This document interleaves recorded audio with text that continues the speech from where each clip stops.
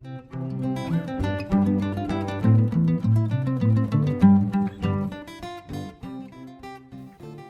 hello, and thank you for inviting me to participate in your conference. This talk is entitled Overcoming Obstacles in Reading and Writing. My name is Andrew Pudu, and I am the director of the Institute for Excellence in Writing in Oklahoma. I have been traveling and teaching for over 25 years. I have 7 children of my own, 14 grandchildren. All my children are grown. And with that level of experience, I have, of course, encountered many students who have challenges in the area of learning to read, reading in general, and in particular, learning to write and continuing to improve writing skills. So I like to spend about half our time talking about reading and the other half talking about writing, and just share with you some of my observations, a little bit of research that I have bumped into along the way, and mostly my personal experience with one of my children in particular, who was, I think, the most dyslexic person I had ever met. He didn't read anything till he was almost 11 years old. He didn't really read a book of any sort until he was 12 years old. And so it was a very interesting pathway going there with him.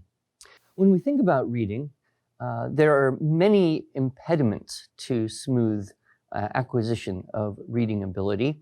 And so we might look at some of those categories. There can be, of course, most commonly, visual challenges. There can also be comprehension and auditory processing issues that can interfere with reading. And then there can be other things such as hyperactivity or attention issues that make it difficult to continue to concentrate on the decoding and understanding process.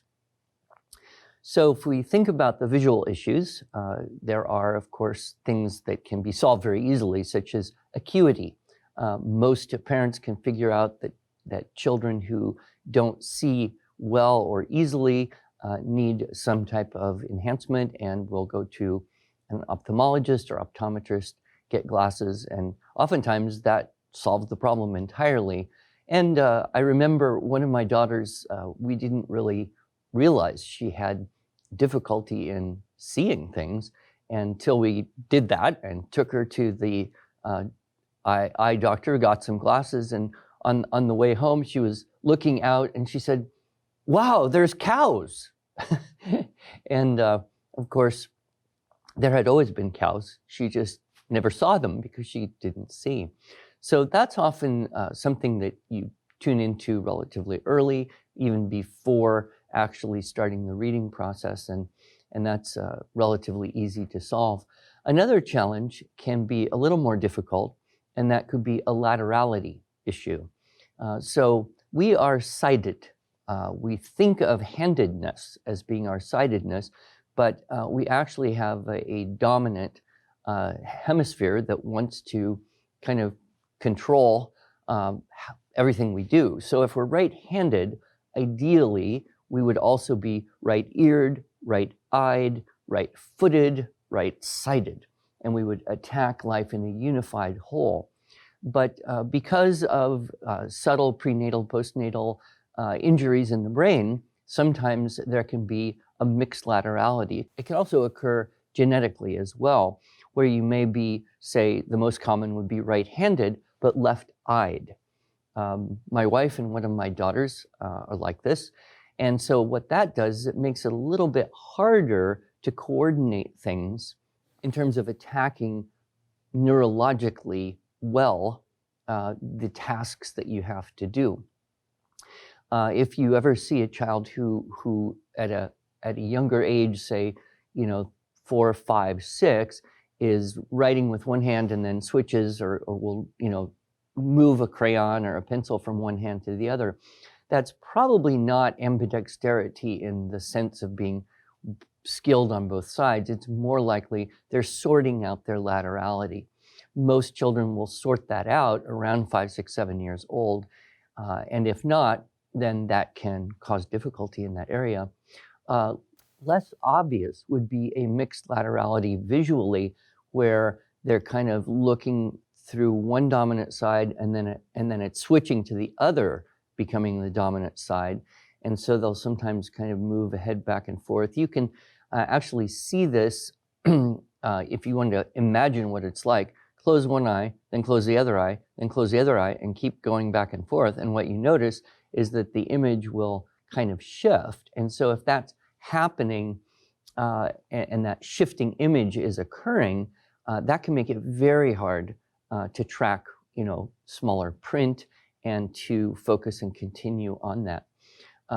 So if you suspect perhaps a laterality issue where the sides of the brain are fighting for control, again, a behavioral ophthalmologist would perhaps be able to give you some eye exercises, or even going so far as to say, well, let's patch the subdominant eye, or what we believe to be the subdominant side eye, for a period of time and try to establish dominant visual laterality. That's a rather unusual and seems somewhat extreme, but it can solve a problem. There are also children who have what is probably a mild kind of midbrain injury, but it affects their ability to have convergence of vision, meaning that they don't get the two eyes working together in order to converge and get a clear image as well. And so that can also come across. It can actually appear as something like dyslexia, which, there are many people who are experts on dyslexia. Many people have definitions of dyslexia in one way or another. I would say a convergence problem is probably not in that category, but sometimes it could be labeled that way. Again, there are things that can be done to strengthen convergence of vision, everything from a program of creeping on hands and knees for a certain amount of time per day for a certain number of months or longer, as well as eye exercises that can often assist with that. My son had none of those problems. He's kind of what I would guess would be more of a true dyslexic, and he just sees the world very, very differently.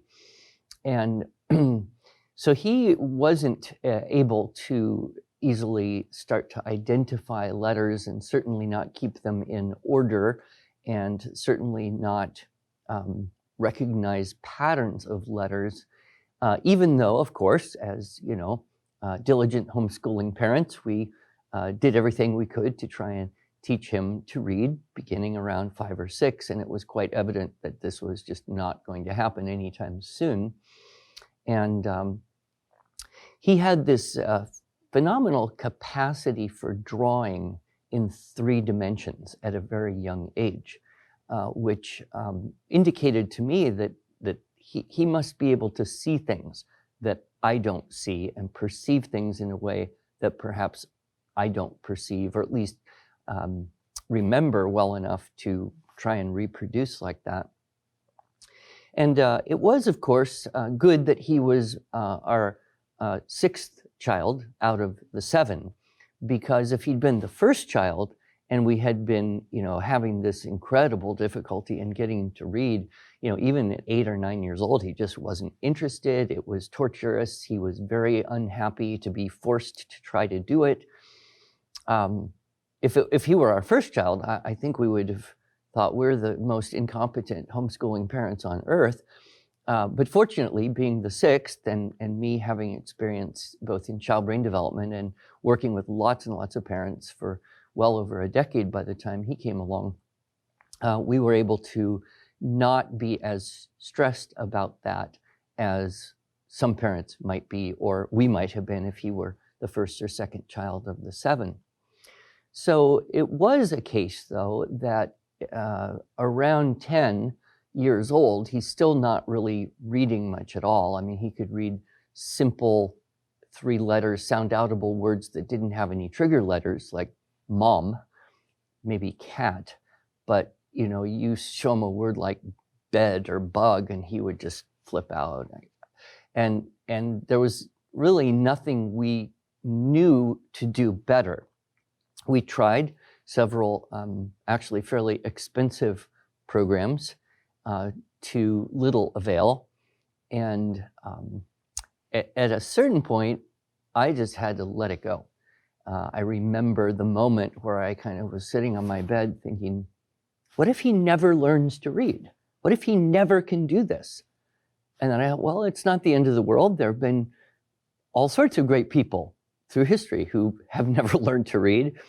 It's just we live in such a text-based world today that everything depends on that. And the schools are desperate to be sure that everyone can read. And so one of the things I think many schools do badly is they start pushing reading instruction earlier and earlier and earlier, which for some children, they can handle it, but other children are no more ready to read at 5 or 6 years old than they are to fly to the moon. And by pushing it earlier and having anxiety and stress, that exacerbates the situation to a point where they start to hate it before they've even learned to do it. Whereas in different periods of history, and even today in other countries, that anxiety about reading is not as great. And in some countries, they really don't push formal reading from an academic side until children are 7 or 8 years old, which I think is generally much safer and much healthier. So I fear we're doing a disservice. Fortunately, those of us who are homeschooling have the opportunity to meet our children where they are and then have the patience and understand that it's a developmental point. It's not something you can force. You cannot force a person who is not ready to read to do it. And in attempting to, things will probably get worse. At least that's my experience. So what happened then with my son is I think 3 things kind of converged all at once. We did another program that was really quite different than the kind of intensive phonics type of things that we had tried before. And this was the Davis Dyslexia program. We brought in an expert, and they worked with him and a couple other kids in our community there with something completely different. And as I understand it, the what I would call the true dyslexic, like my son, doesn't just see something there and that's what it is. You know, if I look at a chair, I see a chair. I don't do anything other than see what I see, whereas what he and other children like him and even adults can do is kind of pick that chair up in their brain, turn it all around, and imagine simultaneously all sides of it. And this is something I really can't quite imagine. And it was funny because the lady who was explaining this, one of the activities that they were teaching the children is how to kind of put your point of focus behind yourself and then look through yourself to be able to see what you're trying to see.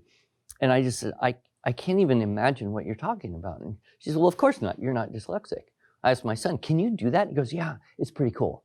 So there are things that people in that world who have discovered.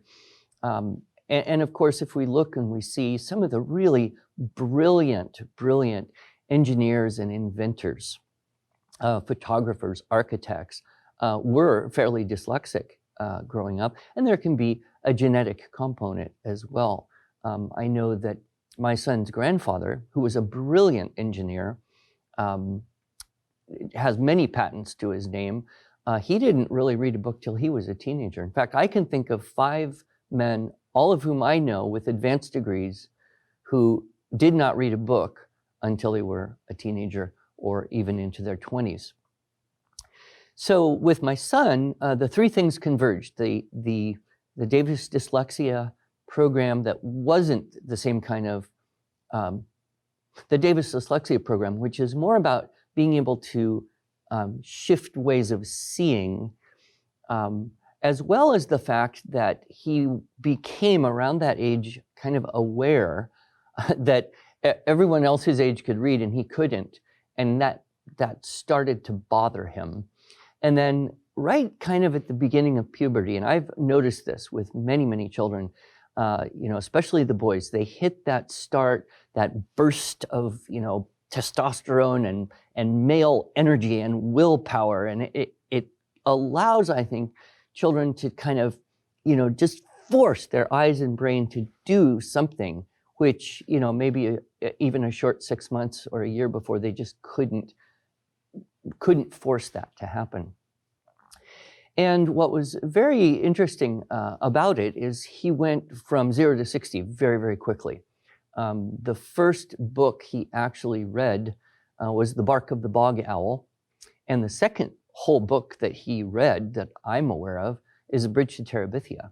So he didn't spend a long period of time, reading the kind of boring, drivelly, Max the cat sat and sat, Max the cat sat and sat kind of stuff that a lot of young children deal with, because it was all in there. He had had intensive phonics. So it was all in his brain. He just couldn't see those patterns until he was at the right time and the right circumstances.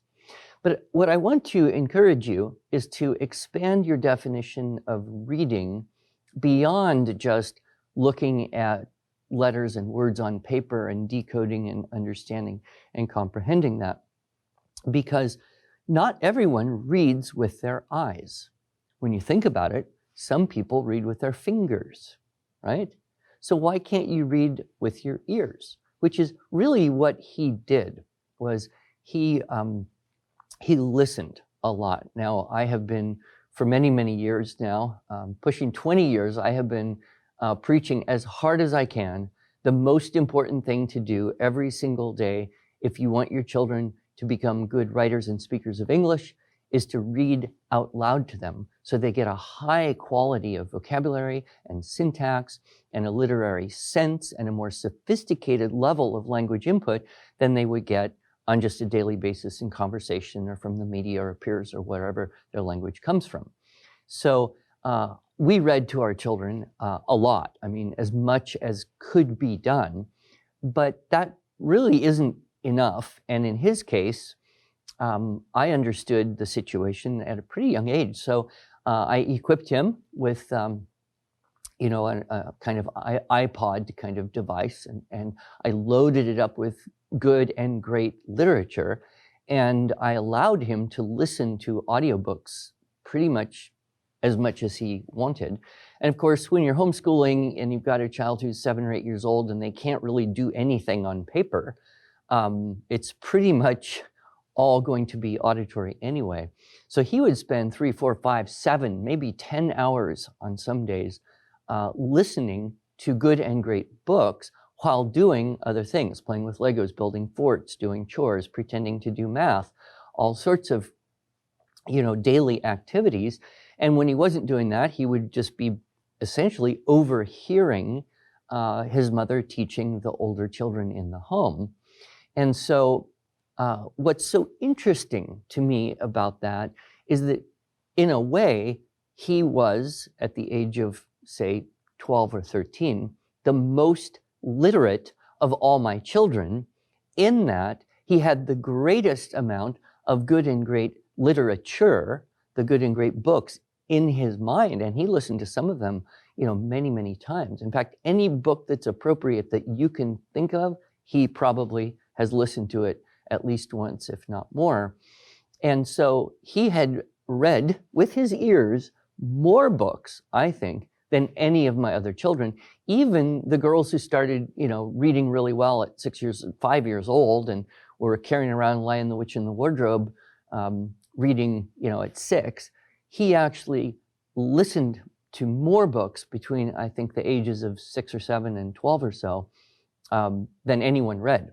And what that did is it got all of that rich language into his brain, so that when he started to read, he had almost immediately a very high comprehension. He could read language that was understandable to him because of that literary backing. And then most notably, when he started to write, his writing was more sophisticated and more eloquent than I think any of his siblings.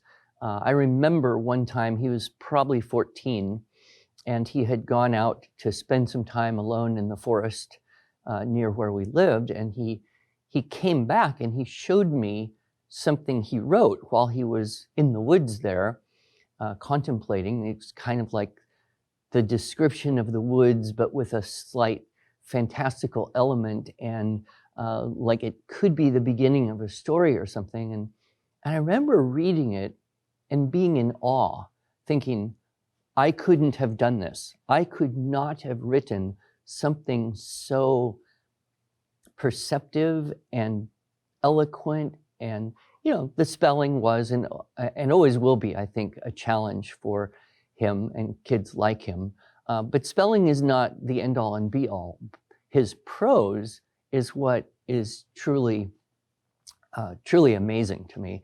And this continued to grow. He did competitive speech and debate through high school, and then he went off to the university and took real classes. And of course, parents are always nervous when their kid goes off to like college. Are they gonna survive? You know, did homeschooling work? This is like somehow a test of our success or not. And you know, like most 18-year-olds, he wasn't terribly forthcoming with information. And I would ask him questions like, are you learning anything? Or are you writing anything? Yeah, Dad, I'm writing papers. Are you getting good grades on these papers? Yeah, I'm getting good grades. Do the teachers tell you anything? Not much. Anything about your writing? Because of course I'm very attached to his writing. And the only thing he could really articulate to me about that first year in college was some of his teachers said that his sentences are too long. Why? Because that was the kind of literature that he was completely raised on, was the good and great literature in the past, and then this tendency to modernize and simplify and dumb down the language. The teachers were, yeah, what else could they say? So in terms of reading, one of the other problems that we can see is hearing what you're saying to yourself. This is more of an auditory processing kind of issue. And I had one child that was kind of bordering into this, and it did interfere with her hearing. It can also be exacerbated by, you know, an antsiness, an ADD or ADHD tendency, or a flat out diagnosis of that. Because when you're reading, think about what you have to do. You have to see a word, and then you have to use your phonics information or your sight memory, and you have to say that word to yourself. Then you have to see the next word and say that word to yourself, and then see the next word and say that to yourself. And you have to remember all the words that you said to yourself. And so when you have auditory processing issue, it can affect your ability to remember the words in the sequence. And so this is a little bit harder kind of thing to deal with, because you can't just use a lot of reading out loud and audiobooks to fix it. Now, obviously, there are some cases where you know, a medication for attention issues is appropriate, but there are also many other things that affect children's attentiveness and even their tuned into the environment and ability to follow multi-step instructions.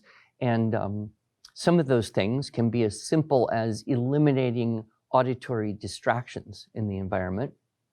Everything from humming and buzzing to background sounds, certainly for most younger children, most children who have attention issues, having music or TV on in the background would be not helpful at all. And so there's that. There's also, you know, some dietary considerations. I have known children, one of my grandchildren in particular, it's very noticeable with certain foods, one of those being processed white sugar and processed white flour, that when he eats that for a period of time, he's just not as tuned in. He is not as responsive to the communications with his mother, and she has figured this out, and when she is careful to eliminate those things from his diet, his concentration level, especially when they're trying to do school, is much, much better. Now, he's young. He's 5 years old, but thank heavens she kind of figured that out, because if she hadn't, and he was kind of randomly eating, an average American diet of, white sugar and white flour being in so many of the products we don't even know, but we eat them, it could easily interfere with his ability to concentrate, if you will.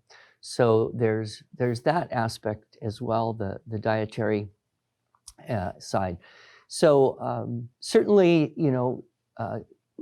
again, helping children learn to listen well through reading out loud will strengthen their ability to hear what they figured out on the page. And the vocabulary they develop in listening is very, very helpful in decoding.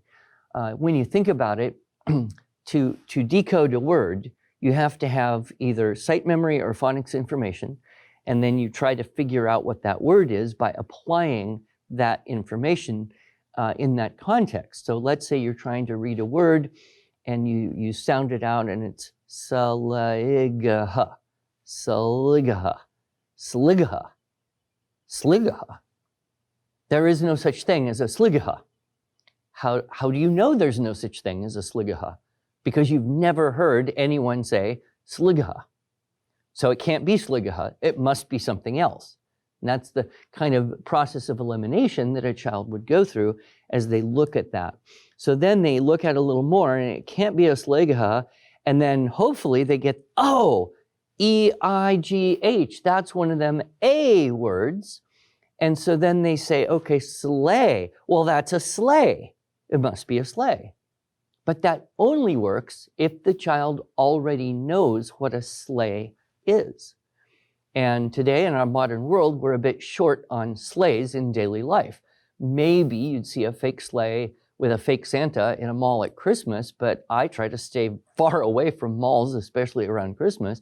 How would a child get the information of what a sleigh is? Well, probably in a book, a picture book perhaps, a book that you read to them, or maybe a movie or a film of some sort where there was a sleigh and the word and the context and it all got put together.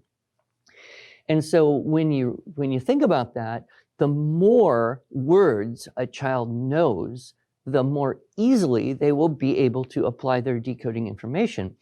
And then if it's taking you a long time to figure out the word sleigh, you may forget the words that came before in the sentence, at which point you have to then go back and try to refigure those out fast enough so that you don't forget the string, so the whole sentence makes sense and is complete.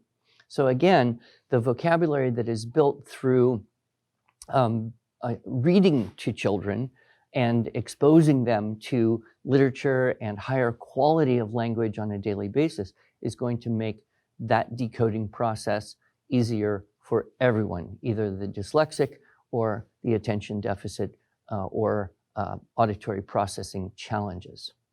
And there are some children, quite honestly, who have both of those things going on. These are our beloved kinesthetic learners, and they may not even like audiobooks.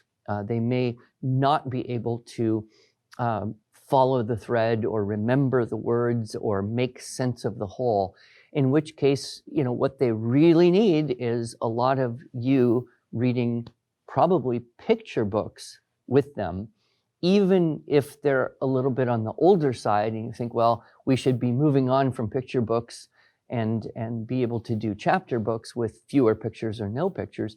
Well, maybe though, developmentally, that's still what they need. I noticed an interesting thing about children and illustrations in books. Just recently, I was reading to an 8-year-old grandson, and this was a book with maybe one illustration every 4 or 5 pages. And I was reading this book to him. It was about Kit Carson. And he always wanted to see the picture. And the reason he wanted to see the picture, I finally figured out, is he's testing his comprehension. He's looking at the picture to see if that picture matches what he imagines happening, to know if he's really understanding it properly. Which is why it's very frustrating for children when there's a picture before that event is described in the book. If I were dictator of the universe, I would prevent that from ever happening in a book. Or worse is when you have a picture that does not accurately reflect the scene. And I know you've seen books that have a cover illustration, and then you read the book, you're like, that does not fit. That person didn't even read this book. And so when you're doing that, it's very interesting because children will use the pictures to enhance and even confirm their understanding of what's going on. So those are a few thoughts about reading. Writing, of course, can be equally as challenging, or even more so, because there's a lot more involved in the process. I have been, teaching writing and teaching people how to teach writing for 25 years, and I am convinced it is one of the most complex things that human beings do. When you think about it, okay, to write something, you have to have an idea. This idea must pre-exist. If there is no idea, how can you write anything at all? Now, this idea can pre-exist outside your mind, something you see or hear, and it's external and then comes into your mind through your senses. Or this idea can originate in your mind as a memory or some imagination that you may have. But it must pre-exist. And that right there can be a challenge. If you meet children who don't like writing, who complain about writing, who say, I hate this, and you get past the fact that they just hate it, and you say, well, what's hard about it? Very often the answer is, I don't know what to say. I bet you've heard that. I don't know what to write. And that's because just that action of finding the idea is too difficult, especially if they believe, or we expect, that they're going to find that idea from inside their memory or imagination. It's actually easier to find an idea in the world around, something that you see or hear. The other thing about these ideas is they can pre-exist in words, or they can pre-exist not in words. So an example, an Aesop fable is a sentence from an Aesop fable is an idea that pre-exists outside the mind in words. That is the most concrete and easy thing to deal with. Whereas your fishing trip with your grandfather, that pre-exists in your mind mostly in memory and emotional experience and kind of a visceral kinesthetic type of sensory conglomeration. And that has to be translated into words to be able to write it down. So when you're looking at teaching a child writing, and this is true, I think, for all children, but especially one who's having difficulty with any part of it, the easiest place to start is an idea that pre-exists in words that you can see or hear immediately. Then there's clarity on that. It goes into the mind, and then you can reproduce that idea. You can retell that information. The first thing that has to happen is there has to be an idea, and the child must find it. We can facilitate that process. The second thing that has to happen is that idea must be articulated into words. In other words, that idea must be articulated into words. It must be spoken into existence. If it is not spoken into existence, either verbally or mentally, it won't be possible to write it down. And so again, it's easier if that idea pre-exists in words, because then you simply repeat, you re-speak it into existence. Now, once you've spoken that idea into existence, you have to hold it in your memory. You have to hear what you heard yourself say to yourself and hold it in your memory long enough to take the first word in the sequence and spell it. And it may be that if it's not an automatic word that you don't have to figure out how to spell, you've got to almost leave the whole language part of your brain, go over to the spelling part of your brain, try to find that word or find some clues as to how you might spell it, pull that information back, spell the word. But by the time you've done that, there's a good chance you forgot the next word in the sequence, which means you've got to go back and start all over again, find the idea, speak it into existence, hear what you heard yourself say to you, speak it into existence, remember what you heard yourself say to yourself, and get the second word in that sequence and write that one down and do this. And so it's insanely complex.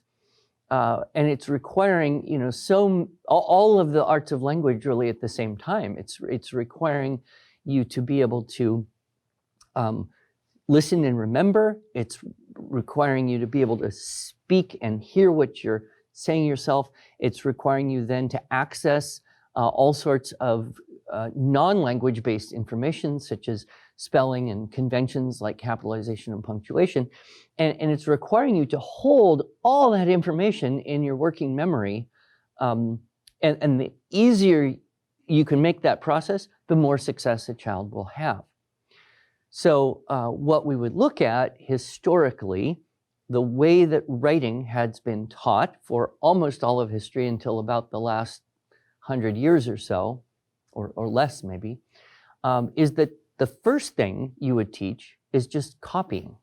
So children in, say, the mid to 1800s or so, at that age where they would start to be able to write on paper, 6, 7, 8 years old, they would just be copying scripture, copying poetry, copying aphorisms. In fact, there were these things called copy books, and they would have little proverbs and sayings, and the children would basically, not even on paper, they would use slates and they would practice copying. Because when you think about it, that's the easiest possible place to start, which is the idea pre-exists in words. You barely even have to speak it into existence. If you read it and understand it, you may hold it in your memory, but you don't have to reconstruct the whole thing because it's right there, and you can write a word and look at the next word and write the next word and look at the next word. And then as you do that, you start to look at maybe 2 words and copy those 2 words, and then look at 3 words and copy 3. And then at a certain point,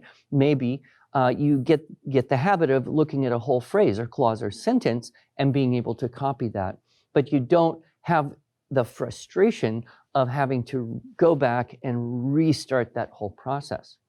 Unfortunately, in what we might call modern or progressive teaching of writing these days, they've abandoned entirely this idea of learning through basic imitation and copy work and trying to stress creativity. So there are many schools I have seen where the whole writing program for grade 2 consists of a large sheet of paper, most of which is blank, and they encourage the children to draw a picture, and then there's a couple lines down at the bottom, and they're supposed to write anything they want about the picture they drew, and it's all. And then by this methodology, the teacher training is involved, is the teacher should not correct anything.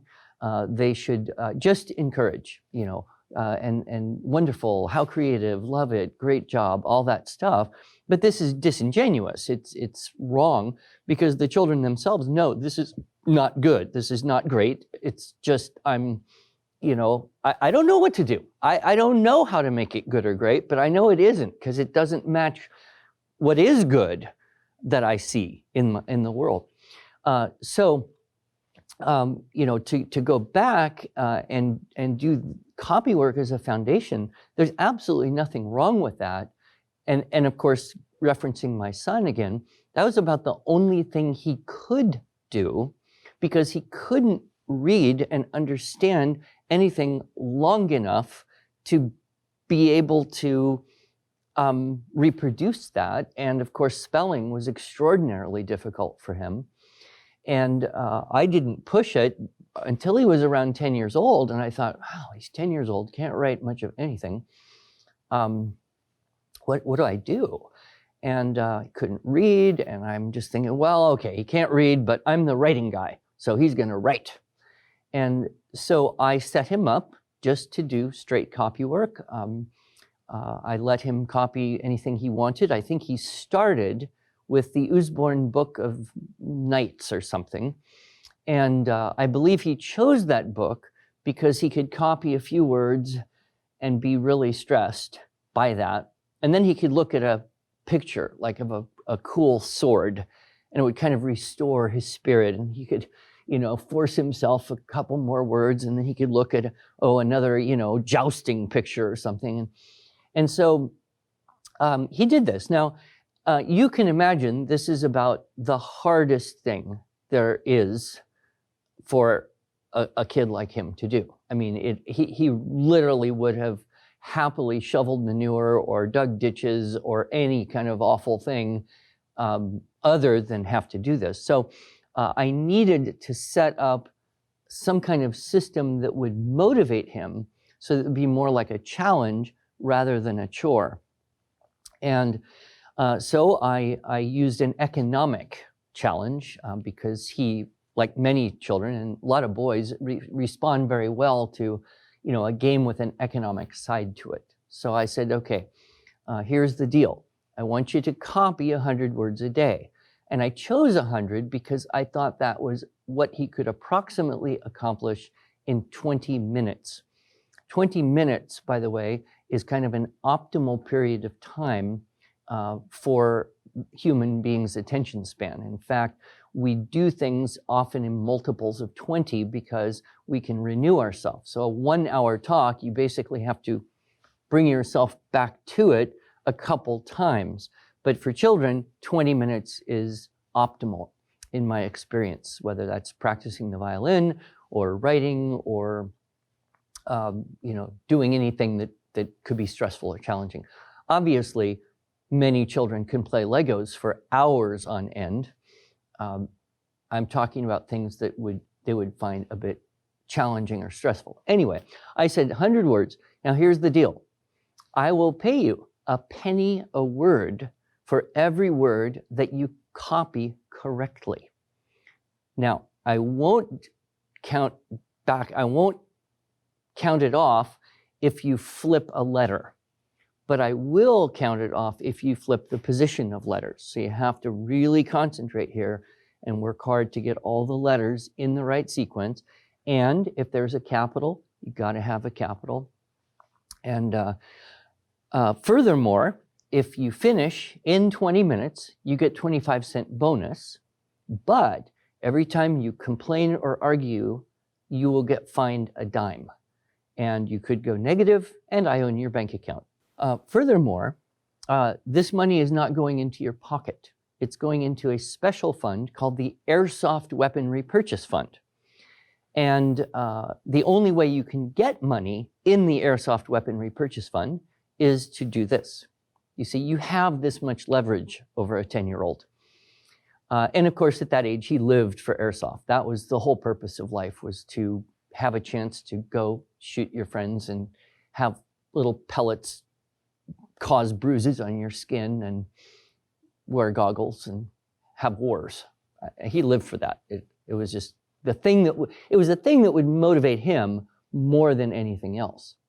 Okay, so he started out. Now, what is remarkable here is that he was so motivated by the airsoft that he never, not even once, complained or whined or argued about doing it, which you can imagine under normal circumstances, he would have put a tremendous effort into arguing, whining, complaining, procrastinating, refusing flat out because it was so hard. So it was a shift. It was a motivational technique to shift it from a chore to be avoided into a challenge to be accomplished. The second thing is he quickly calculated 100 words a day plus 25 cents. If you're perfect, you get $1.25 a day. How many days will it take until you can buy that new $29.95 plus shipping and handling, cool airsoft gun that you see in your little catalog. And so he was very motivated. He even came to me and said, could I do more than 100 words a day? Wisely, I said, no. And he said, well, could I do it on the weekend? I said, Saturday, not Sunday. He said, why not? I said, cost me too much. But he was very motivated. And so this was about all he could do with writing. And then we kept on this. It was from when he was about 10 until he was around 11 and a half. I think it was 16, 18 months in there. And that was right at the period where he was starting to be able to read, right around 11 and a half. And he also was sitting in one of my writing classes where I'm teaching kids to make keyword outlines, i.e. have something that pre-exists in words, put it into an outline, tell it back a few times, so that makes it easier to remember the idea that went with the key words, and then to write down the sentence that goes with those key words. Then you don't have to remember everything, and there's enough that pretty much everyone can be successful. It's one step removed from copying a whole sentence, right? Just copy a few words, then try to reconstruct the whole sentence. And so that's where our writing program starts. If you know anything about our structure and style approach to teaching writing, that's Unit 1 and 2 right there. And then we move through Unit 3, 4, 5, 6, 7, and up to 7, we get to that inventive writing where, yeah, there's nothing out there. It's just you and your brain and whatever you happen to carry around in it. And Unit 8, essays, Unit 9, critique. So we start really relatively simple, and we start with that for everyone because it creates the discipline and the habit of using outlines. So he was in a beginning writing class that I was teaching to some other homeschool kids in our community, and I assume everybody doesn't know anything, so I start at the very, very beginning. And of course, I'm using my philosophy, which is help as much as needed. So even if you have to go to, you dictate it to me and I'll write it down. And so, I would scribe for him, and his mother and his older sister would do this as well. So he was used to this idea of kind of telling people what to write down and having them write it down for him, as a way of engaging in the intellectual activity of writing.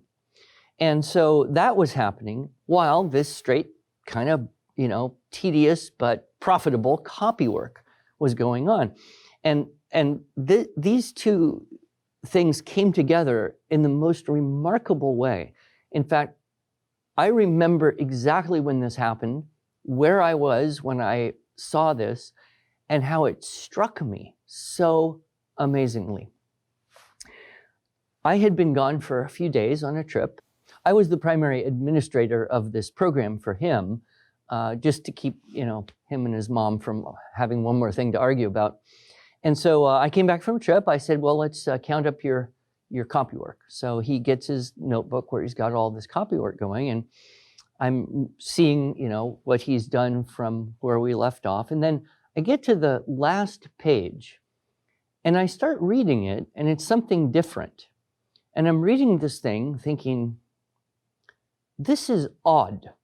This is very odd. It wasn't wrong. There was nothing wrong with it. There were more misspellings than would be normal. And I didn't know where it came from. So I said to him, so this is your copy work? He said, yeah. I said, so you copied this from somewhere. Is that what you're telling me? He said, yeah. I said, where did you copy it from? It was a little story about a boy who fell into a river and his dog jumped in and grabbed his shirt and kind of pulled him to the side and maybe saved his life, which was actually an event from my son's early childhood. And I said, so where did you copy this from? And his answer blew my mind. He said, from my brain. Is that okay? And it was like he had made the leap, these activities of putting words into sentences, using outlines and having the fluency there, along with just the sheer stamina and habit of putting words onto paper by copying them. And I saw the tremendous value. And it was just a small step for him to go from seeing it here and copying it to seeing it here and writing it down. And I think that kind of brought around the end of the copywork phase. And his interest had kind of moved on around 12 years old from airsoft into horses, whatnot. So I just, I thought, wow, that is an amazing thing.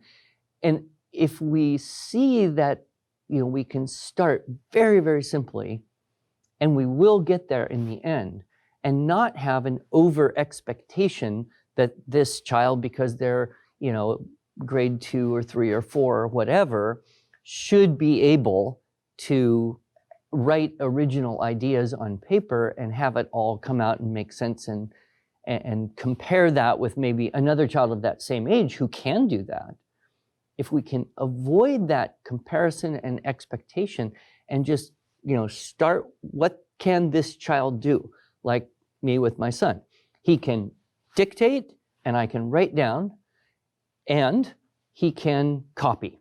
And those are the only things he can do, even though if we were to compare him with, say, other children at that age of 10 or 11 years old, we might become discouraged.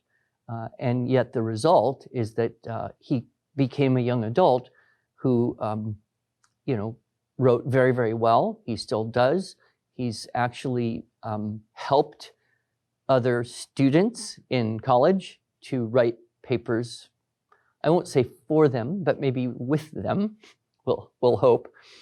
So the most important thing is don't lose hope. I think it is very easy, as I hit that point, at a certain moment, it's like, he'll never do it. I give up. No, most children will, but all children will get there according to a different schedule. And, this is a special needs conference, and I would finish up by saying the most important thing that I could communicate to any parent, especially any homeschooling parent, and especially any parent who has a child that faces challenges in kind of the academic arena, is don't compare children based on age. It is fundamentally disordered and disordering.